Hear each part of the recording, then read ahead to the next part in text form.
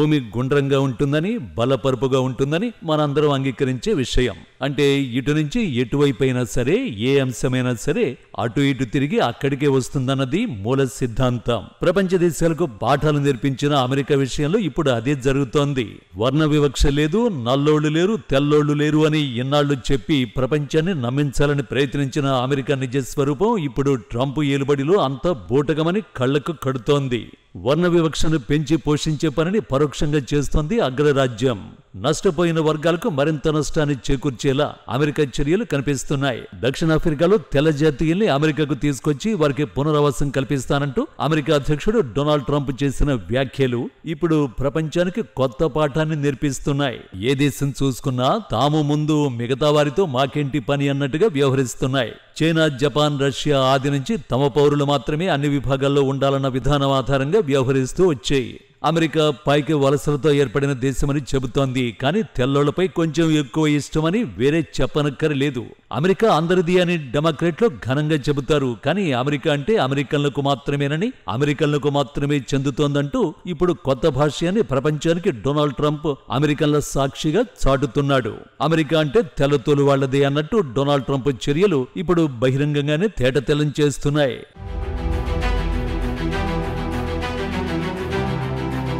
Africa దేశాల ముక్తి పోరాటాలను చరిత్ర రూపంలో 100 ఏళ్లుగా విన్నాం, కళ్లారా చూశాం.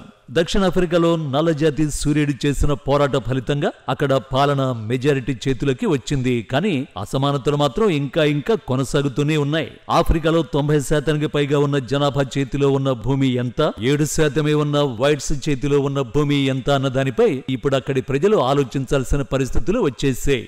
దీంతో ఇన్నాళ్లు భూములపై హక్కులు అనుభవించిన వైట్స్ పరిస్థితి అయోమయంగా మారింది.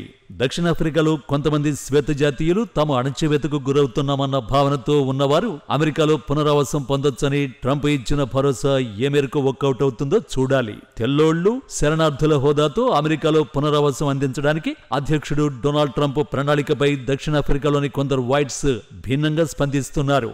తాము ట్రంప్కు కృతజ్ఞతగా ఉంటామంటూనే ఆచితూచి వ్యవహరిస్తున్నారు. దక్షిణాఫ్రికా ప్రభుత్వం కొంతమంది శ్వేత జాతీయులపై హక్కుల ఉల్లంఘనలకు పాల్పడుతోందని ట్రంప్ సర్కారు చెప్పడం అక్కడ తెల్లోళ్లపై పెను ప్రభావాన్ని చూపుతోంది. ప్రభుత్వం తీసుకుంటున్న నిర్ణయాలను అమెరికా ఆక్షేపిస్తోంది. దక్షిణాఫ్రికా తీరును ప్రశ్నిస్తోంది.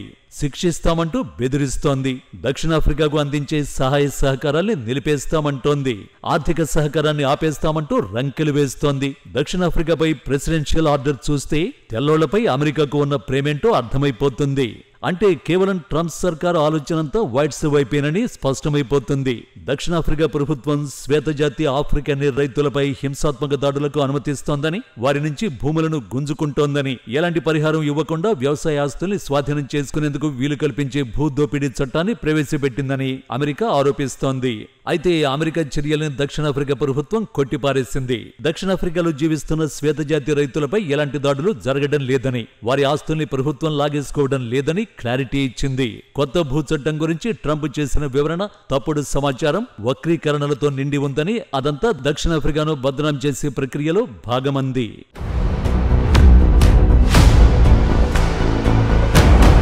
దక్షిణాఫ్రికాలో జీవించే తెల్లోళ్లను ఆఫ్రికనీర్లని పిలుస్తారు. వారు ప్రధానంగా డచ్ నుండి వలస వచ్చారు. అయితే ఫ్రెంచ్, జర్మన్ వలసవాదులు కూడా 300 ఏళ్ల కిందట దక్షిణాఫ్రికాకు వచ్చి సెటిల్ అయ్యారు. వారికి దక్షిణాఫ్రికా ప్రజల తరహాలోనే ఆఫ్రికన్ భాషలు ఉండడం విశేషం. వాస్తవానికి దక్షిణాఫ్రికాలో అభివృద్ధి చెందిన డచ్ భాష నుండే ఇవన్నీ వచ్చాయి. అదే సమయంలో బ్రిటన్, ఇతర దేశాల నుండి వచ్చిన ఇతర శ్వేత జాతీయులకు వారు భిన్నంగా ఉంటారు.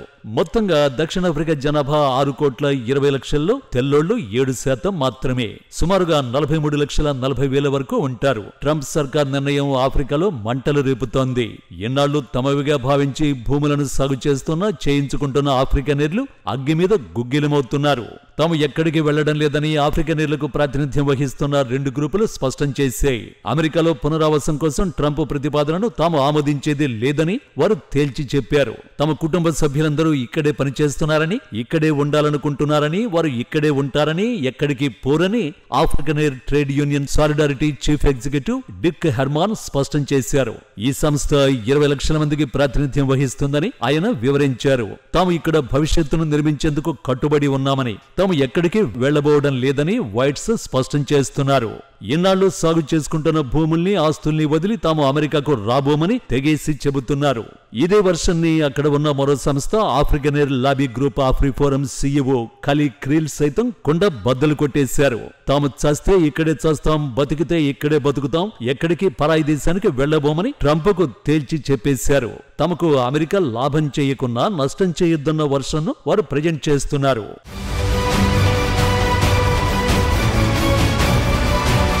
వాస్తవానికి ఆఫ్రికా ఖండంలో అమెరికాకు అత్యంత ఆమోదయోగ్యమైన బిజినెస్ పార్ట్నర్గా దక్షిణాఫ్రికా ఉంది. కానీ ట్రంప్ చర్య అక్కడ అమెరికా పట్ల నల్లజాతీయుల్లో ఆగ్రహాన్ని పెంచుతోంది. ఇన్నాళ్లు తమ ద్వారా లబ్ధి పొందిన అమెరికా ఇప్పుడు తమ దేశంలో నివసిస్తున్న పేదలు, బలహీన వర్గాలకు కాకుండా 100 ఏళ్లుగా అధిక జనాభా ఉన్న నిరుపేదలకు మేలు చేసే సంస్కరణల్ని, చట్టాలను తీసుకొస్తుంటే వ్యతిరేకించడాన్ని అక్కడి పాలకులు సైతం ఆక్షేపిస్తున్నారు. పెద్దన్న ముసుగులో అమెరికా మెజారిటీ ప్రజలకు కాకుండా మైనారిటీ ప్రజల హక్కుల కోసం కొట్లాడటం ఎంత మేరకు సమర్థనీయమని వారు మండిపడుతున్నారు. ఈ మొత్తం వ్యవహారానికి కారణం దక్షిణాఫ్రికాలో జన్మించిన సలహాదారు ఎలోన్ మస్క్ అన్న వర్షన్ అక్కడ ప్రచారంలో ఉంది. దక్షిణాఫ్రికాను ఏలుతున్న ప్రభుత్వం నల్లజాతి నాయకత్వంతో నిండిపోయిందని, శ్వేతజాతీయుల వ్యతిరేక వైఖరిని ప్రతిబింబిస్తోందని మస్క్ ఆరోపించిన తర్వాత ఈ వర్షన్ ప్రచారంలోకి వచ్చింది. మస్క్ వ్యాఖ్యలు ఆఫ్రికన్లను రక్షించాల్సిన అణగారిన సమూహంగా మొత్తం ఎపిసోడ్ ను చిత్రీకరించడం చాలా మంది దక్షిణాఫ్రికా వాసుల్ని ఆశ్చర్యపరిచింది. ఎగ్జిక్యూటివ్ ఆర్డర్ దక్షిణాఫ్రికాలో అత్యంత ఆర్థికంగా ప్రత్యేకత కలిగిన సమూహంలో అమెరికాలో శరణార్థి హోదాను కల్పించడం విడ్డూరమని దక్షిణాఫ్రికా విదేశాంగ మంత్రిత్వ శాఖ నిప్పులు చెరిగింది. ఇది ట్రంప్ పరిపాలనా విధానాలను కూడా విమర్శించింది. ఆఫ్రికాలో ప్రజల ఇబ్బందుల గురించి మాట్లాడే ముందు సొంత దేశంలో చేస్తున్న అరాచకాలను చూడాలని హితవు పలికింది. అమెరికాలో ఉంటున్న ఇతర వ్యక్తులకు ధృవీకరణ పత్రాలు లేకపోతే వెళ్లగొట్టేస్తున్నారని, బతికే స్వేచ్ఛ ఉన్నవారిని రాచి రంపాన పెడుతున్నారని, నిజమైన కష్టాలు ఉన్నవారికి ఆశ్రయం నిరాకరిస్తున్నారని దక్షిణాఫ్రికా విమర్శలు గుప్పించింది.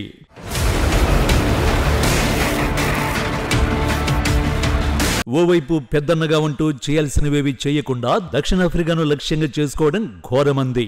అమెరికా ప్రభుత్వం దక్షిణాఫ్రికా విషయంలో తప్పుడు సమాచారంతో మాట్లాడుతోందని ఆ దేశ విదేశాంగ శాఖ తేల్చి చెప్పేసింది. దక్షిణాఫ్రికా అధ్యక్షుడు సిరిల్ రామఫోసా ప్రతినిధి మొత్తం పరిణామాలపై క్లారిటీ ఇచ్చారు. దక్షిణాఫ్రికా రాజ్యాంగ ప్రజాస్వామ్యం ఆధారంగా పాలన సాగిస్తోందని, నలుపు తెలుపు దక్షిణాఫ్రికా ప్రజలందరికీ తెలుసని, అక్కడ ప్రభుత్వం వర్ణం ఆధారంగా ఎవరిని ఇబ్బందులకు గురి చేయదన్నాడు. ఆఫ్రికన్ వాసులు ఏకపక్షంగా ఎలాంటి వివక్ష ఎదుర్కోవలసి ఉండదని, వారు పుట్టిన దేశం నుండి పారిపోవలసిన అవసరం ఉండదని స్పష్టం చేశారు. కొందరు శ్వేత జాతీయులు దక్షిణాఫ్రికా వదిలి వెళ్లాలని చెప్పడం అబద్ధమన్నారు. 1994లో తెల్లజాతి మైనారిటీ పాలన ముగిసిన 30 ఏళ్ల తర్వాత కూడా దక్షిణాఫ్రికాలో శ్వేత జాతీయులు ఇప్పటికీ నల్ల జాతీయుల కంటే మెరుగైన జీవన ప్రమాణాలను కలిగి ఉన్నారు. తక్కువ జనాభా మైనారిటీలైనప్పటికీ మెజారిటీ వాటాలను అనుభవిస్తూనే ఉన్నారు. దక్షిణాఫ్రికాలోని సాగు భూమిలో 70% శ్వేత జాతీయుల చేతిలో ఉండడాన్ని అక్కడ మెజారిటీ ప్రజలు జీర్ణించుకోలేకపోతున్నారు. దక్షిణాఫ్రికా మానవ హక్కుల కమిషన్ 2021లో జరిపిన ఓ అధ్యయనం ప్రకారం 64% నల్ల జాతీయులతో పోలిస్తే 1% శ్వేత జాతీయులు పేదరికంలో ఉన్నారని తేలింది.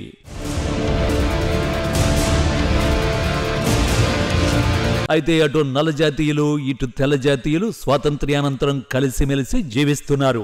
దక్షిణాఫ్రికాలో శ్వేత జాతీయులు దుర్మార్గంగా ప్రవర్తించడాన్ని తాను చూడలేదన్న భావన అక్కడ నల్ల జాతీయుల్లో ఉంది. ట్రంప్ వాస్తవానికి అమెరికా నుండి దక్షిణాఫ్రికాకు వచ్చి చూడాలని వారంటున్నారు. ఈ దేశంలో ఎక్కువ కాలం నివసించని, దక్షిణాఫ్రికాతో కూడా సంబంధం లేని ఎలోన్ మస్క్ మాటని ట్రంప్ పట్టించుకోనక్కరలేదని వారంటున్నారు. మస్క్ మాటలు వింటే అమెరికా దక్షిణాఫ్రికా మధ్య లేనిపోని సమస్యలు వస్తాయని, రెండు దేశాలు నష్టం కలుగుతుందని మెజారిటీ ప్రజలు అభిప్రాయపడుతున్నారు. దక్షిణాఫ్రికాకు వ్యతిరేకంగా ట్రంప్ చర్య అంతర్జాతీయ దృష్టిని ఆకర్షించింది. అమెరికాలో వైట్స్, బ్లాక్స్ మధ్య ఉన్న వర్ణ వివక్షను శతాబ్దాలుగా మనం చూస్తూనే ఉన్నాం. అయితే ఇప్పుడు వైట్స్ వివక్షకు గురవుతున్నారనే భావన కొంతమంది శ్వేత జాతీయుల్లో కలగడం విడ్డూరం. దక్షిణాఫ్రికా పాలకులు కొందరు ఇలా చేస్తున్నారని అమెరికన్లు మండిపడుతున్నారు. ఆఫ్రిఫోరం ప్రతినిధులు కొత్త భూసేకరణ చట్టాన్ని తీవ్రంగా వ్యతిరేకిస్తున్నారు. ఇది దశాబ్దాలుగా, ఓ రకంగా చెప్పాలంటే శతాబ్దాలుగా, తరతరాలుగా తమ భూమి అని, వాటిపై తమకు పూర్తి హక్కులున్నాయని, ఆ భూములను ఎన్నాళ్లు సాగు చేసిన వారిని కాదని లాగేసుకోవడం ఆమోదయోగ్యం కాదన్న అభిప్రాయాన్ని వారు వివరిస్తున్నారు. ఇటీవల ఆమోదించిన వివాదాస్పద భాషా చట్టం పాఠశాలల్లో ఆఫ్రికన్స్ భాషను తీసేయడానికి, తగ్గించడానికి ప్రయత్నిస్తుందన్న విమర్శ కూడా వారు వినిపిస్తున్నారు.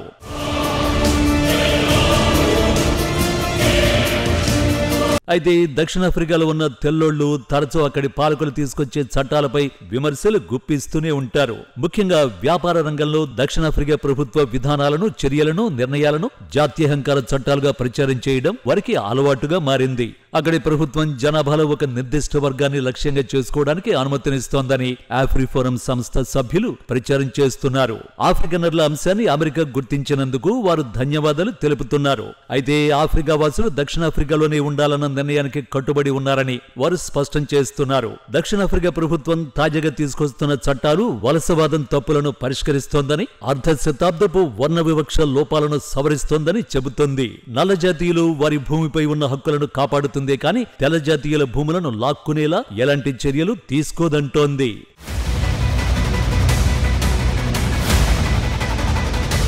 మరోవైపు దక్షిణాఫ్రికాలో తెల్లోళ్లు ట్రంప్నకు మద్దతుగా నినాదాలు చేస్తున్నారు. తాము జాత్యహంకార బాధితులమంటూ గగ్గోలు పెడుతున్నారు. కొంతమంది శ్వేత జాతీయులు డొనాల్డ్ ట్రంప్ కు మద్దతుగా ప్రిటోరియాలోని అమెరికా రాయబారి కార్యాలయం వద్ద ప్రదర్శన చేశారు. ప్రభుత్వం చేతిలో తాము జాత్యహంకారాన్ని ఎదుర్కొంటున్నామని వారు విమర్శిస్తున్నారు. వందలాది మంది నిరసనకారులు అమెరికా అధ్యక్షుడు ట్రంప్ దేవుడంటూ కీర్తించారు. ధన్యవాదాలంటూ ప్లకార్డులు ప్రదర్శించారు. దక్షిణాఫ్రికా ప్రభుత్వ మైనారిటీ తెల్లోళ్ల పట్ల వివక్ష చూపే జాత్యహంకార చట్టాలను తాము చూస్తూ ఊరుకోమన్నారు. నల్ల జాతీయుల నేతృత్వంలో పనిచేస్తున్న దక్షిణాఫ్రికా ప్రభుత్వానికి సహాయాన్ని, ఆర్థిక మద్దతును తగ్గించే విషయమై డొనాల్డ్ ట్రంప్ తీసుకొచ్చిన ఎగ్జిక్యూటివ్ ఆర్డర్ పై అనేక మంది ఆఫ్రికనీర్ కమ్యూనిటీకి చెందిన వారు సమర్థిస్తున్నారు. మరి ముఖ్యంగా డచ్ వలసవాదుల వారసులైన దక్షిణాఫ్రికాకు చెందిన ఆఫ్రికన్ వాసుల ప్రైవేటు భూమిని ప్రభుత్వం స్వాధీనం చేసుకోవడాన్ని అమెరికా తీవ్రంగా ఆక్షేపిస్తోంది.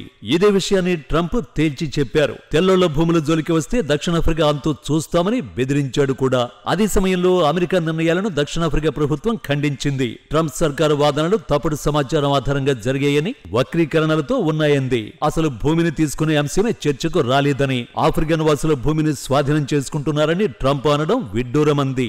అమెరికాలో ఆఫ్రికనీర్లకు శరణార్థ హోదాను అందించే ప్రణాళికను ట్రంప్ ప్రకటించడం దక్షిణాఫ్రికా ప్రజాస్వామ్యాన్ని అవమానించడమేనని వారు అభిప్రాయపడుతున్నారు. పార్లమెంటు ప్రసంగంలో దక్షిణాఫ్రికా అధ్యక్షుడు సిరిల్ రమఫోసా మాట్లాడుతూ, దక్షిణాఫ్రికాలో లక్షలాది మంది నల్ల జాతీయులు తెల్ల మైనారిటీ పాలన 100 ఏళ్లు చూశామన్నారు. కానీ ఇప్పుడు కొత్తగా వర్ణ వివక్ష ఆధారంగా ఆస్తులను, భూములను ఎవరి నుంచి బలవంతంగా లాక్కోబోవడం లేదని స్పష్టం చేశారు. బలవంతంగా లాక్కోవడం ఎలా ఉంటుందో దేశంలోని మెజారిటీ ప్రజలకు తెలుసని రమఫోసా అన్నారు. భూమిని ఏకపక్షంగా తీసుకోవడాన్ని భూచట్టం అనుమతించదని, ప్రజా ప్రయోజనాల కోసం పునః పంపిణీ చేయాలి అన్నదే తమ ఉద్దేశం అన్నారు. నల్ల జాతీయుల మెజారిటీని అణిచివేసిన శతాబ్దాల శ్వేత జాతీయుల మైనారిటీ పాలన తప్పులను పరిష్కరించడానికి అనవసర రాద్ధాంతం అవసరం లేదని అక్కడి పాలకులు చెబుతున్నారు. ప్రభుత్వ లెక్కల ప్రకారం దక్షిణాఫ్రికా దేశ జనాభాలో కేవలం 7% మాత్రమే తెల్లోళ్లున్నప్పటికీ దక్షిణాఫ్రికాలో అత్యధిక వ్యవసాయ భూములు శ్వేత జాతీయులకు చెందినవేనన్నది జగద్విదితం. ఆ అసమానతలను న్యాయంగా పరిష్కరించడమే కొత్త భూచట్టం లక్ష్యమని ప్రభుత్వం చెబుతోంది. 1994లో వర్ణ వివక్ష ముగిసినప్పటికీ నల్ల జాతీయులకు అవకాశాలను పెంపొందించేందుకు ప్రభుత్వం అమల్లోకి తెచ్చిన చట్టాన్ని కాదనడం విడ్డూరమని ప్రభుత్వం అంటోంది. పైకి బ్లాక్ ఎకనామిక్ ఎంపవర్మెంట్ అంటూ కొందరు శ్వేత జాతీయుల కుట్రకోణాన్ని వారు ప్రశ్నిస్తున్నారు.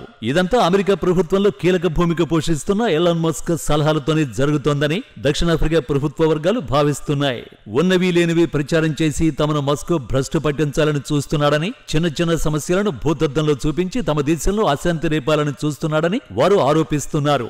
మస్క్ దక్షిణాఫ్రికా ప్రభుత్వాన్ని విమర్శించడం దారుణమని అక్కడి పాలకులు అంటున్నారు. ఇటీవల దక్షిణాఫ్రికాలో తన స్టార్ లింక్ ఉపగ్రహ ఇంటర్నెట్ సేవ కోసం లైసెన్స్ లభించకపోవడం వల్లే ఇలాంటి ప్రచారం చేస్తున్నారని కొందరు రాజకీయ నాయకులు మండిపడుతున్నారు. నిబంధనల మేరకు ఉపగ్రహం లేకపోవడం వల్లే ప్రభుత్వం అనుమతిని ఇవ్వలేదని, కానీ మస్క్ మాత్రం దక్షిణాఫ్రికాపై కుట్రలు చేస్తూనే ఉన్నారని వారు మండిపడుతున్నారు.